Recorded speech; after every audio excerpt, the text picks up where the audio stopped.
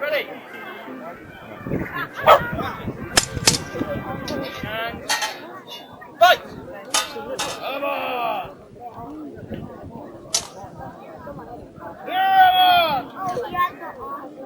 Go on, Alexander!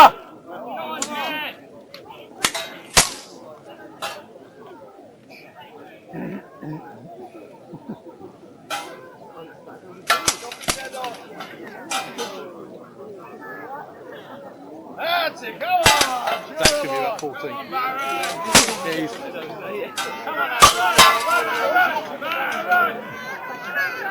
But he's the instructor's son.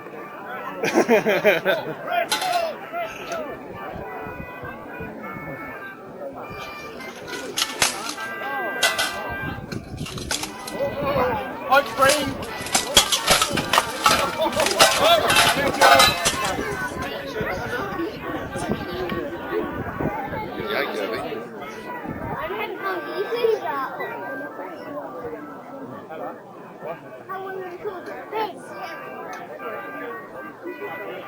Ready!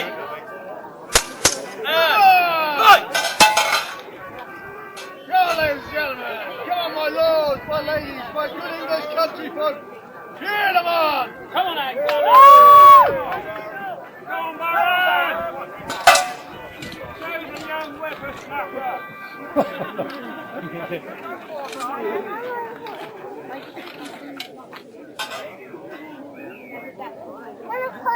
Annie.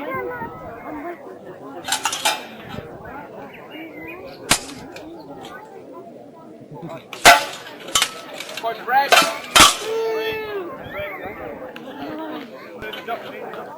Fighters, take position please, and salute. Fighters ready? Come on, Bob. And bow! Come on, Bob.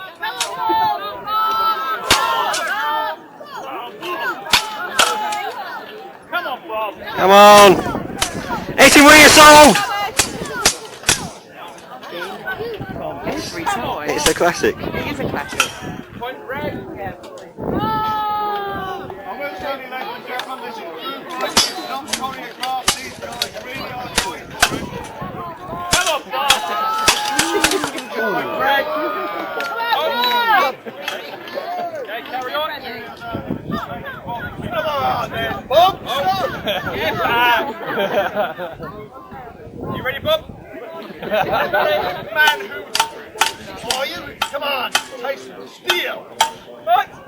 Come on, Bob.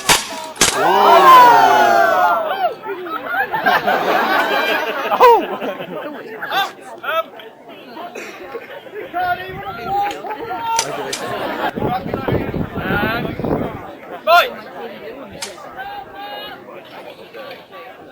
Come on, Alexander. Sticky winner point in the ends!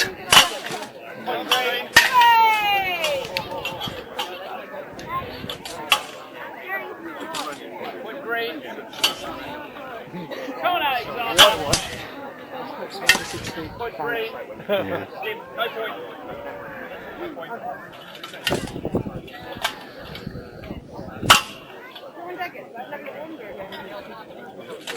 That's the point. Point three. Come on, Alexander.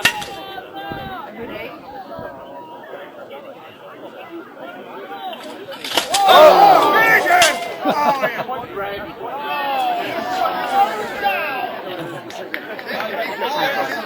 Oh yeah. Thanks, Carl. And fight! Come on, Alex.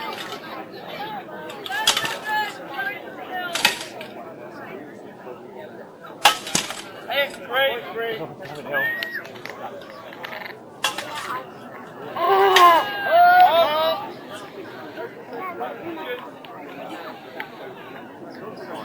Not unsurprisingly, the winner in this particular match, once again this afternoon,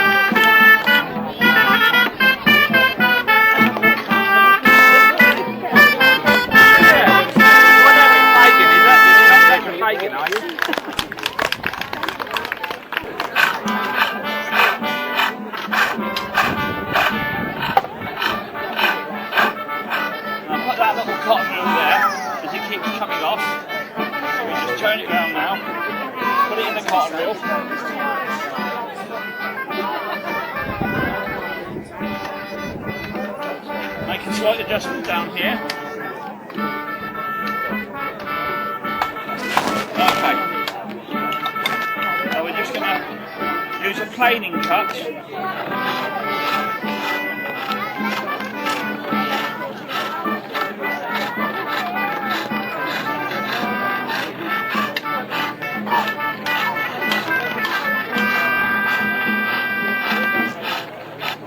Got it down to what we want, and now we're going to measure the various elements of the dibber. Now normally you use a tape or a measurer of some kind, but during the medieval period they had these things, but they normally did quick measurements. So 2 fingers was 1 inch, measuring it like this, a foot, out like that, a yard, and then you would use things like this for quick measurements. So, but today, because we're doing a lot of dibbers, I'm going to use this tool to measure.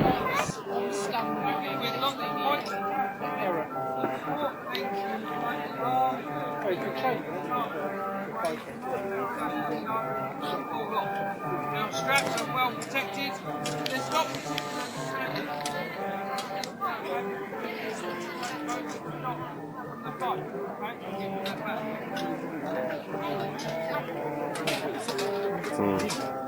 Right, the army doublets has come around because we have a myth now that knights wore suits of armour, or so-so suits of armour. That's a very, very Victorian term. What knights actually wore was a harness of armour, and the harness was placed upon the army doublet. Strap hold it on. The breastplate goes on first, has folds around the stomach that ones that are able to fold up so the fellow has some movement. He has taces above the upper part of the leg that will cover the joint between the stomach and the leg armour. The back plate is really designed in the end to cover the internal organs, cover the lungs, kidney, heart and all that which is enclosed by the rib cage. Bits left uncovered have other parts of armour to cover them. It was wet earlier, I can say.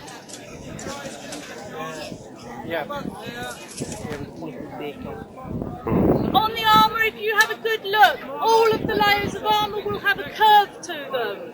There isn't a single piece of armour at this point in history that's made flat.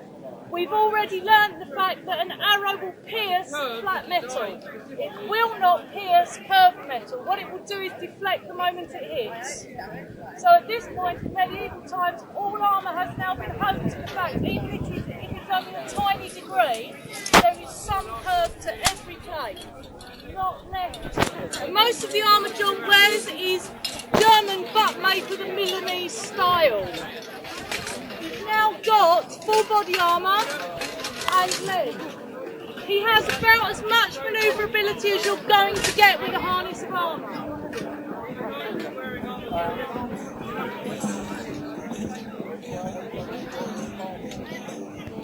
Every knight has had his armour made to fit him. There is very, very little at high level of head armour. Run-of-the-mill fellows fighting in an army may have hand-down armour, may have armour that's given to them by their master. Fellow of John Standing has had this made to fit his body. Every joint is where every joint is his body. It has full manoeuvrability. The arms he puts on now, covering at the top, is called a pauldron. Covers the shoulder joint, through the front of the chest and the back of the collarbone. He then has a jointed set of plates that will take him down to the elbow joint. They are the upper guard. Upon the shoulder elbow joint, he has a plate that one will be mainly for defence. It covers the joint, but it's quite big and allows full movement. They are called cooters. On the bottom of the cooter, laced underneath, he has a fan brace with lower guard past to here. They have gauntlets at the end. Both arms, if you imagine much like the scales of a lobster or that of a snake, will allow that movement. Fold in when they need to. All metal is riveted, but has a leather strap going through until it gets to the boots in the middle, and the very middle bit is just tight. So they will take a hit, and it needs to be the armour to be taken off.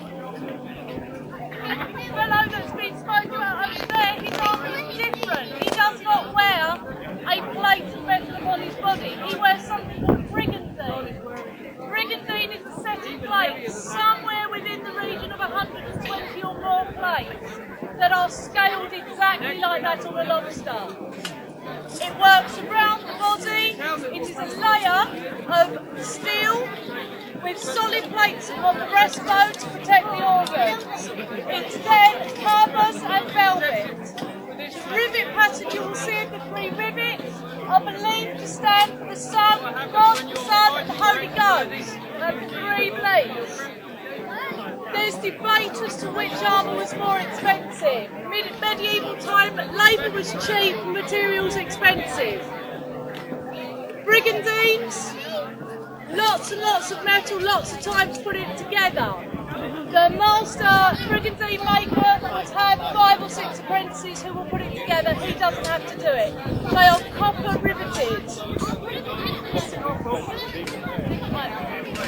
Around the neck, John now has a bevoir, purely designed to protect the throat and the jaw.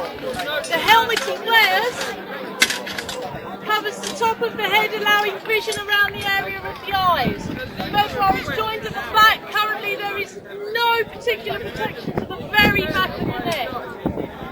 The bevoir will come up, covering nose and mouth, and if being shot at, help comes right down. He is encased but still has vision. This fellow chooses a different style of helm. He chooses a pallet. Upon that, the visor will come down, giving him a letterbox view of the world. There is just enough vision. This fellow chooses a bar boot. Closes the face completely, giving him vision for eye holes and breath, covering the face panels again.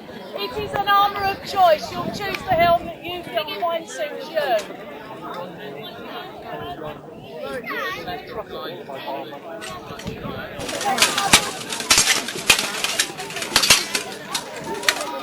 Each of the hips to the chest are deflected.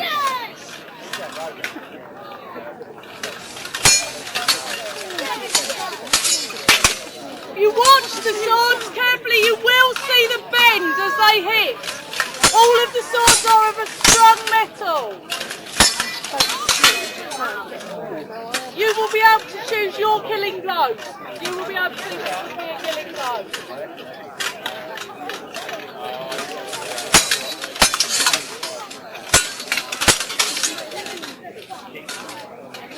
Deflection of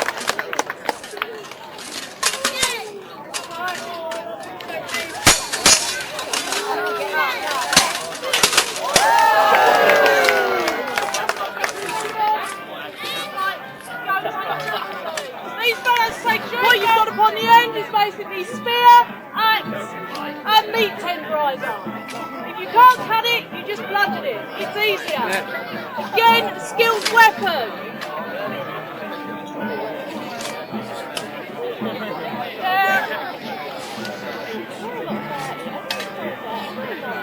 Remember, share, you do a good flow. Let me alley. Oh!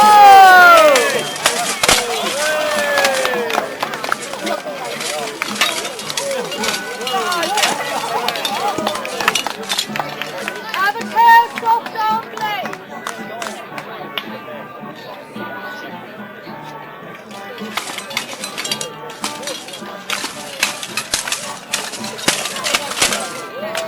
Oh!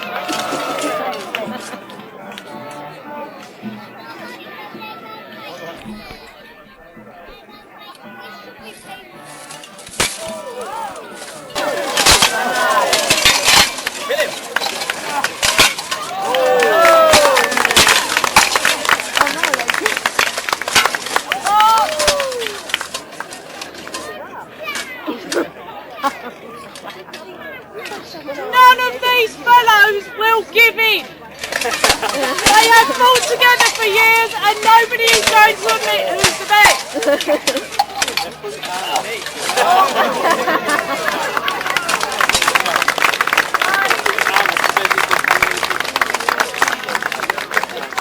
What you'll see is a lot of these fellows starting to grapple.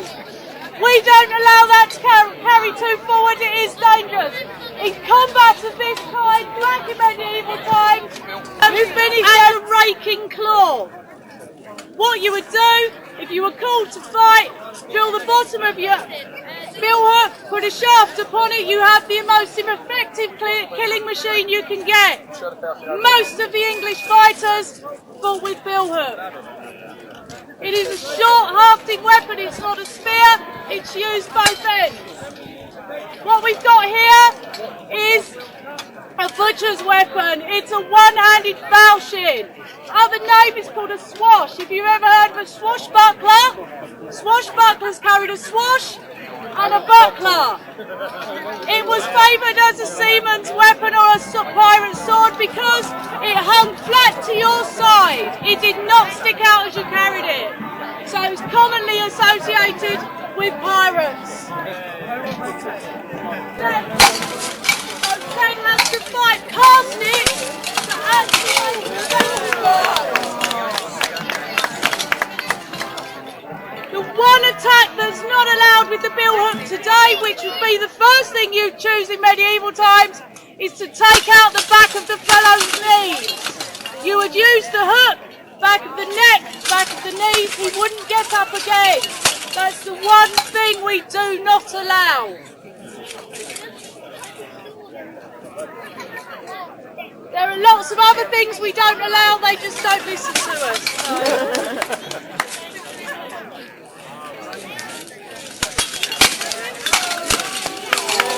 Oh, yeah.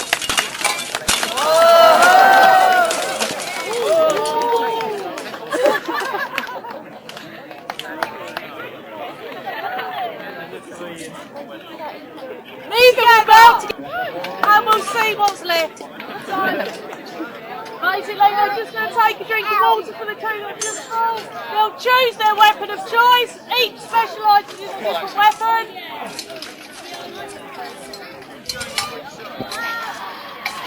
So we have 10 goes for the arming sword. Bastard sword, sorry. Other 10 take a poleaxe. Arming sword. And long sword.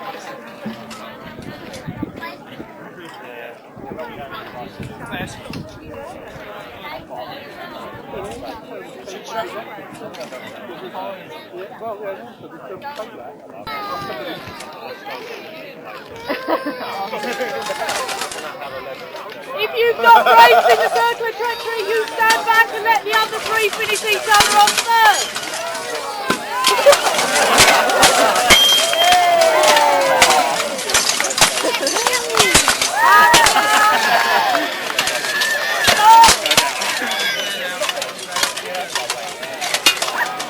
Alright, you're out.